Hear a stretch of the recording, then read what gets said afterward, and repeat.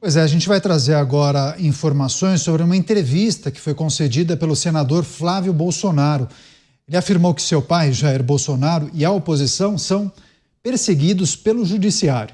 Ao comentar as acusações de suposta tentativa de golpe de Estado, o parlamentar afirmou que é praticamente impossível reverter a situação atual da justiça brasileira, pois não tem mais a quem recorrer no país.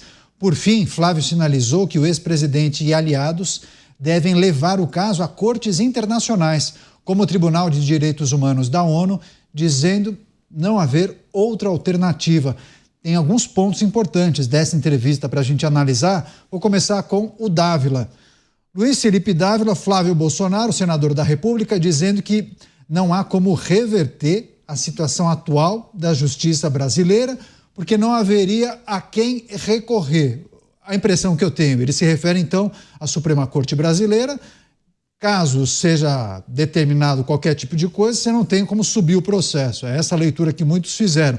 Mas também queria que você trouxesse sua análise sobre essa sinalização de que ele poderia levar os casos a cortes internacionais, Dávila. Caniato, como eu sempre repito aqui nos Pingos nos Is, eu não acho que é hora de tratar isso na esfera política. Eu acho que quanto mais você joga lenha na fogueira, pior. Porque tais declarações, o que adianta levar isso para a Corte Internacional Penal? Você acha que a Corte Internacional Penal vai mudar a postura do governo brasileiro? Não vai.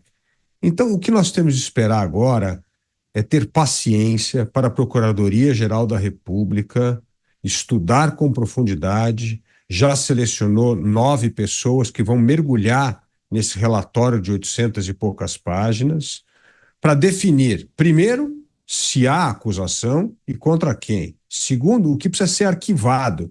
E terceiro, o que ainda carece de mais investigação. Então, nós temos de ter tempo para esperar esse processo agora que está nas mãos da Procuradoria-Geral da República. E todo aceno político nesse momento é jogar lenha na fogueira. E eu acho que isso é muito ruim para ambos os lados. É ruim porque os partidos amanhã tentam fazer uma história de vitimização, é ruim para as instituições que sentem que estão sendo pressionadas pela parte política. Então agora é hora de ter serenidade. Acabou o relatório, deixa a Procuradoria-Geral da República investigar isso a fundo. Vamos esperar se haverá alguma acusação formal ou não e contra quem, e aí começamos a reagir. Porque senão nós não vamos conseguir ter a serenidade que precisamos ter neste momento de uma acusação gravíssima de suposto golpe de Estado. Então, vamos ter um pouco mais de paciência e menos apetite para explorar politicamente. Estamos repercutindo uma entrevista concedida por Flávio Bolsonaro, afirmando que o pai e aliados são perseguidos, enfim, especialmente naquele caso da suposta tentativa de golpe de Estado. Enfim, chegou a sinalizar até que o pai e outras figuras poderiam levar esses casos a cortes internacionais, como o Tribunal de Direitos Humanos da ONU. Claro que são manifestações políticas, não sabemos exatamente qual é o objetivo do senador, né, Beraldo?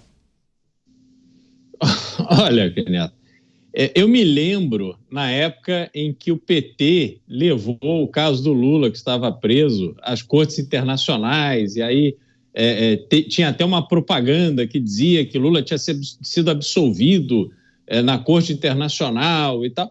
E qual é o efeito disso? Absolutamente nenhum. E o senador certamente sabe que isso não quer dizer absolutamente nada, não haverá interferência de corte alguma, como também não haverá interferência dos Estados Unidos ou de Donald Trump num caso que corre na justiça brasileira. Então, os Estados Unidos, nem a Corte Internacional, interferem no que acontece na Venezuela. Vão meter a mão na cumbuca do Brasil? Não vão. Então, eu realmente vejo nesse tipo de declaração uma bobagem que é muito mais um tipo de discurso feito pela esquerda do que efetivamente quem está aí a ponto de enfrentar um processo de acusação e que vai ter que se defender com os fatos e não com vitimismo. Então, realmente, eu fiquei sem entender qual era o propósito disso, Caniato, mas achei bastante estranho, para ser sincero. Mas quando o Dávila falou, acho que foi ontem, que a temperatura poderia cair com a análise e o parecer da PGR só em fevereiro, quando a gente se depara com manifestações como essa, a pergunta que fica, isso ajuda ou isso atrapalha? Você, Mota, as declarações do senador Flávio Bolsonaro. Olha, eu não sei qual foi a motivação do senador, não tenho como adivinhar. Agora, eu vou discordar dos meus colegas. Primeiro, é evidente que o caso é político. Como assim não se pode jogar mais lenha na fogueira? A fogueira já está do tamanho de uma fogueira de São João, daquelas... Quando eu morava na Bahia, São João tinha uma competição para ver qual era a fogueira mais alta. Aí tinha gente que fazia fogueira de 10 metros, 20 metros. O que tem de gente no Brasil colocando lenha nessa fogueira não está escrito. Segundo, há interferências muito grandes de tribunais internacionais no Brasil, sim, meus amigos. De tribunais e entidades. Eu vou citar 3 aqui. A criação da audiência de custódia, que dizem que foi feito para atender a uma determinação do Pacto de San José da Costa Rica. Não foi bem assim, eu explico no meu livro A Construção da Maldade. Na verdade, o pacto só exigia que a pessoa presa seja levada à frente de um juiz num prazo razoável, mas isso foi transformado na audiência de custódia, que acontece em 24 horas, só o criminoso fala, etc. Segundo caso, a Corte Internacional de Direitos Humanos, que foi criada como consequência do Pacto de São José da Costa Rica, determinou que criminosos presos no Complexo do Curado, em Pernambuco, assaltantes, homicidas, estupradores, sequestradores, como as condições da prisão são ruins, eles deveriam ter o tempo que já cumpriram de pena contado em dobro. Isso foi uma decisão da Corte Internacional de Direitos Humanos que teve repercussão direta aqui no Brasil. E o terceiro é a história do fechamento dos manicômios judiciais. Também veio como resultado de uma decisão da Corte Internacional de Direitos Humanos, no caso de uma pessoa que tinha problemas mentais e que foi sujeito a maus tratos em uma clínica. Esse caso foi julgado e a Corte fez recomendações para a melhoria das condições dos manicômios judiciais. Isso foi interpretado aqui no Brasil como sendo uma determinação para se fechar os manicômios judiciais. Essa ordem está valendo. Não se sabe ainda muito bem quando é que isso vai ser cumprido, mas os manicômios vão ser fechados aqui no Brasil. Então, todos os doentes mentais que participaram de crimes, inclusive crimes bárbaros, eles vão ter que ser agora atendidos no SUS. Então, se esses casos todos mereceram a atenção de cortes e organismos internacionais, por que não esse caso também? Dávila, o fato do senador sinalizar para essa possibilidade de levar o caso para cortes internacionais, isso joga mais gasolina nessa fogueira, mais lenha nessa fogueira, mas muitas pessoas se questionam se também as instituições, os poderes envolvidos, eles acabam tomando algum tipo de atitude de revanchismo quando ficam sabendo dessa possibilidade? Eu acho que é revanchismo, mas eu acho que atrapalha justamente a estratégia da defesa, que é uma questão técnica, jurídica, como é que vai se portar em relação às acusações. Então, se fosse os políticos acusados, estaria trabalhando muito mais com um time de advogados para tentar entender melhor esse relatório. E, aliás, parte desse relatório não sequer foi divulgado. Tentar ter acesso aos autos, justamente para melhorar a qualidade da estratégia de defesa. Eu não entendo que é uma boa solução, mesmo que a fogueira esteja crescendo, que seja do interesse de quem está sendo acusado a aumentar a temperatura. Eu acho que isso é altamente prejudicial, como tudo mostra o Brasil. Então, eu entendo que é muito importante ter uma estratégia de defesa nas cortes e não ficar fazendo proselitismo político. E, por último, Mota, todas essas decisões de São José são recomendações. O Brasil tem absoluta soberania para aceitar ou não. O que há é que os governos de esquerda transformam a recomendação em decisões de governo, mas precisa do governo Se fosse um governo de direita, certamente escutaria as recomendações e colocaria na gaveta e tocaria a vida. Então, assim, é bom entender que esses órgãos internacionais, eles têm um poder de recomendação, mas não é que toma uma decisão lá e o país é obrigado a implementar ipsis literis como aquilo foi feito. Isso faz parte da nossa soberania nacional, saber como filtrar isso e como transformar isso em lei. O problema é que com o governo de esquerda, essas recomendações descabidas podem se tornar lei. Pois é, mas apesar dessas recomendações, né, Cristiano Beraldo, a história mostra que muitos fizeram um uso diferente desse tipo de manifestação, né? Fazem toda uma publicidade em cima disso. Agora, surpreenderia que um grupo mais conservador trilhasse um caminho parecido de um grupo de esquerda? Pois é, e veja, tem órgão internacional que decretou a prisão do Benjamin Netanyahu, que inclusive se encontrou com Donald Trump, acho que ontem, se não me engano.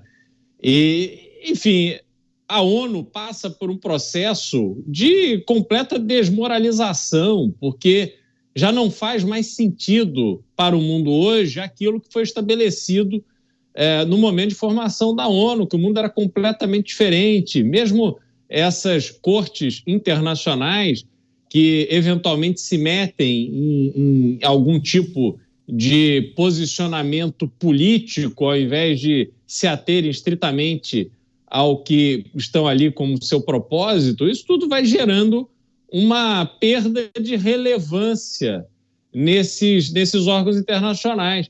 Então, não me parece algo que faz sentido você dizer, olha, se isso aí avançar, eu vou lá no órgão, corte internacional, faça-me um favor, isso não vai resolver a vida de ninguém, isso não vai resolver a vida do ex-presidente Jair Bolsonaro, isso não vai impedir que ele sofra as consequências jurídicas necessárias com as coisas que estão sendo apuradas ali dos bastidores do Palácio do Planalto, às vésperas do fim da sua presidência.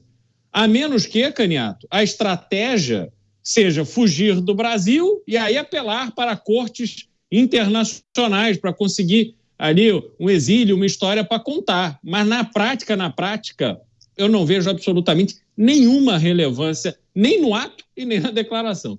Agora, politicamente, isso mexe de que maneira na figura de Jair Bolsonaro? Isso o enfraquece? Isso arranha a sua imagem ou ao contrário, Mota? Isso dá uma bela anabolizada na figura de Jair Bolsonaro? Eu acho que nem uma coisa nem outra, Caniato. Eu vou, mais uma vez, discordar dos meus amigos. Eu não vejo absolutamente nada demais nisso. Eu acho curioso como isso pode ser um mecanismo amplamente utilizado por um setor da vida política e ser completamente vedado a outro setor. Lógico, a gente sabe que a maioria dessas instituições internacionais tem um viés progressista forte. Agora, Dávila, não é questão de governo, isso é questão de Estado. Há decisões judiciais dizendo que as decisões da Corte Interamericana de Direitos Humanos têm aplicação aqui no Brasil direto. Isso não é uma questão do Brasil querer ou não. Essa decisão já foi tomada pelo Estado brasileiro, não é uma questão de governo. Isso é uma coisa muito séria, né? Eu escrevi há um pouco mais de um mês atrás um artigo chamando atenção para essas duas decisões, a decisão do complexo penitenciário do Curado e a decisão do fechamento dos manicômios. Isso é uma coisa muito séria, e aí eu concordo com o Dávila, é uma questão de soberania nacional. Agora, essa questão de soberania nacional não se aplica quando a decisão atende a um determinado lado do espectro político. Por que deveria ser diferente quando o outro lado do espectro político está envolvido? Se há uma Corte Interamericana de Direitos Humanos, esses direitos humanos só têm validade quando eles são direitos de humanos progressistas e quando são liberais e conservadores. Isso não vale nada? Eu acho que a ambição de ter justiça, a busca por remediar uma situação que você considera injusta, é uma das reações mais naturais do ser humano. Como é que a gente pode dizer, imagina, você se sente injustiçado, você tem consciência de que estão fazendo uma coisa errada com você. Como é que você pode aceitar esse conselho? Não, fica calmo, lê essas 880 páginas, faz uma análise técnica e aí você apresenta os seus argumentos. Ora, se você está sendo alvo de acusações que você acha injusto, eu acho que é o mínimo direito que cada um de nós tem, eu acho, hein, gente? Pode ser que eu esteja errado. É de dizer, isso está errado. Eu estou sendo alvo de processos que são injustos. Mais uma vez, vou lembrar a história do que aconteceu recentemente nos Estados Unidos. Vou lembrar que Donald Trump, que hoje é presidente eleito, foi acusado de ter fabricado uma conspiração junto com os russos para culpar o filho do presidente Biden. Filho que agora foi perdoado pelo pai por crimes que diziam que ele não tinha cometido. Então, meus amigos, serenidade nesse momento. Opiniões divergentes, debate em alto nível, claro que quem ganha é o público aqui da Jovem Pan. Dávila, quer trazer então seu ponto de vista?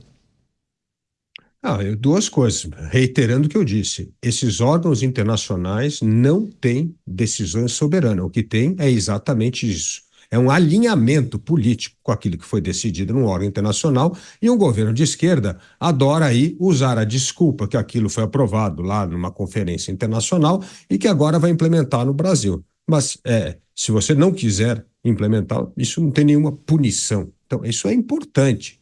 É uma desculpa política para se implementar uma medida que tem a ver com uma afinidade ideológica e não com o interesse do Estado. Então, eu acho que esse é um ponto importante. Segundo, Mota, que por mais que uma corte internacional reconheça os direitos de um injustiçado, não tem, de novo, nenhum poder para mudar a decisão, a realidade do Brasil.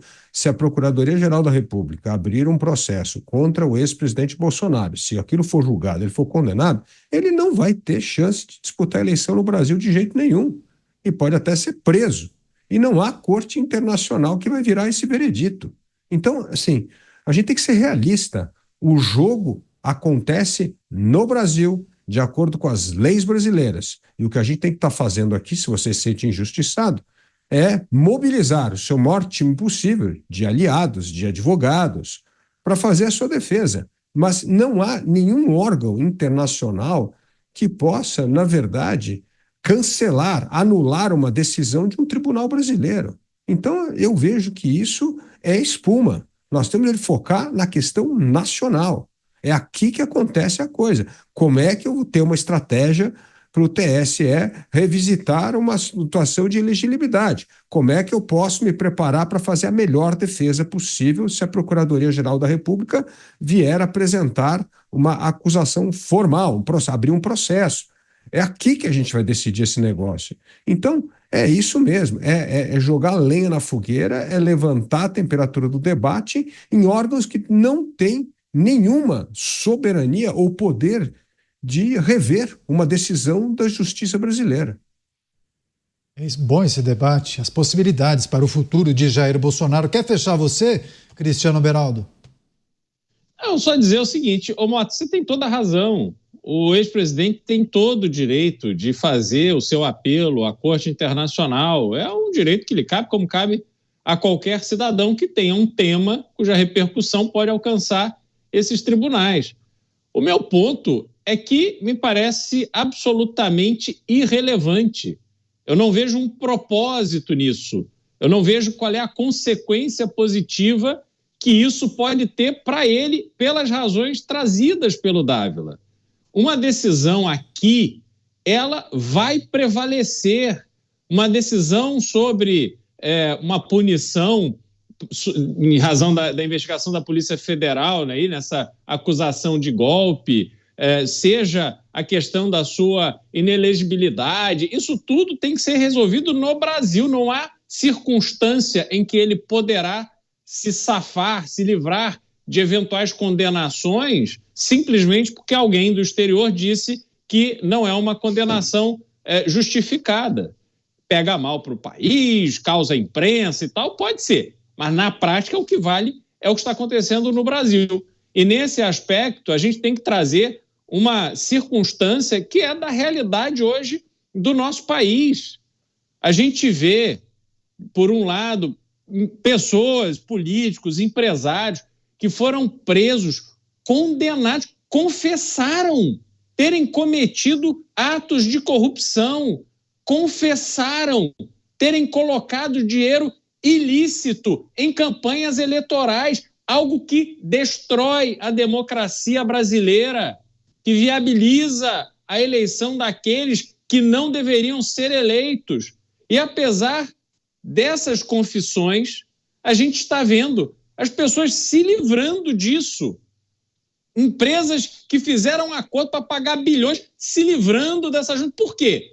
Não porque foram a uma corte internacional, porque trabalharam dentro do direito, da forma como o direito está sendo praticado no Brasil hoje, e foram construindo o seu caminho para se livrar dessas condenações e acusações. Então não adianta se ignorar o fato concreto. O que o presidente devia estar preocupado era isso. Qual é a estratégia que terá para se defender no Brasil? Porque se vai apelar já de saída para a Corte Internacional, é porque não há defesa. Só há gogó, só há discurso. Muita gente chegando aqui, vou passar para o Mota já, mas a gente está repercutindo uma entrevista concedida por Flávio Bolsonaro, senador, dizendo que o pai, Jair Bolsonaro, e aliados poderiam recorrer a cortes internacionais contra as acusações de suposta tentativa de golpe de Estado. Mota, depender da decisão ou entendimento da Corte Internacional, muitas pessoas escrevem aqui que seria uma exposição desnecessária para Jair Bolsonaro, porque, segundo essas pessoas, essas cortes internacionais teriam viés ideológico. Mas eu preciso repetir aqui, essas cortes internacionais já tomaram decisões com resultados diretos aqui no Brasil. Eu não estou dizendo que isso é uma boa estratégia. Eu não tenho a mínima ideia qual é a estratégia do presidente Jair Bolsonaro. Eu não estou aqui para defender uma estratégia ou outra. Eu só estou explicando que essa estratégia é usada com frequência no Brasil e funciona. Se vai funcionar no caso do presidente Jair Bolsonaro, eu não tenho ideia. Eu acho que existe uma probabilidade maior de não funcionar por causa do viés político e ideológico dessas entidades internacionais. Mas eu quero lembrar vocês também que os ventos estão mudando. E dia 20 de janeiro toma posse nos Estados Unidos Donald Trump, que foi ele próprio vítima de vários movimentos como esse nos Estados Unidos.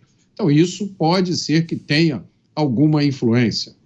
Agora, qual é a melhor estratégia? Qual é a melhor forma de se lidar com essa situação, com a situação do presidente Jair Bolsonaro e de outras pessoas aqui no Brasil, né? O Beraldo lembrou muito bem situações que aconteceram aqui no Brasil que são inexplicáveis. A gente não sabe muito bem como é que elas aconteceram e muito menos como se vai dar um remédio para isso.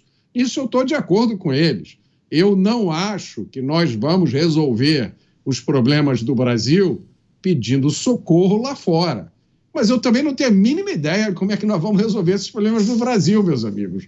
Eu acho que, em algum momento, nos últimos anos aí, o Brasil virou à esquerda, quando deveria ter virado à direita, e aí uma sequência de coisas equivocadas começou a acontecer aqui, que me lembra aquela história da teoria dos frutos da árvore envenenada, né? Uma árvore que é envenenada produz frutos envenenados. Quando a história de um país começa a ser construída em cima de coisas que não têm lógica, que não têm sentido, que desafiam a jurisprudência, que solicitam interpretações novas de leis que a gente achava que entendia e compreendia, eu não sei como é que se resolve isso. Eu não acho que se resolve os problemas de um país assim apelando para cortes internacionais. Eu só quero reafirmar o seguinte: isso é um recurso adotado, sim, com frequência, para se conseguir resultados aqui no Brasil que não se consegue normalmente através do jogo político.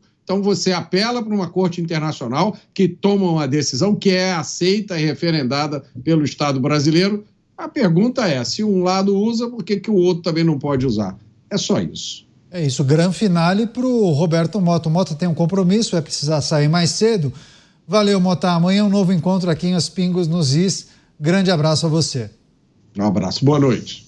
Boa noite, Mota. A gente segue aqui trazendo, claro, as impressões, as análises dos nossos comentaristas. Ainda só para fechar, acho que o Dávila tem um complemento a fazer. Dávila, tem essa questão, né? Muitos entendem que essas cortes internacionais teriam viés ideológico e há quem entenda que talvez não fosse a melhor estratégia para Jair Bolsonaro. Porque muitos pensam, imagine só uma situação de derrota num tribunal brasileiro e aí ele vai e recorre a um tribunal internacional. E aí acaba recebendo algum tipo de parecer que vai na contramão da expectativa. Ou seja, pode ser uma coisa, uma aposta não muito segura, digamos assim.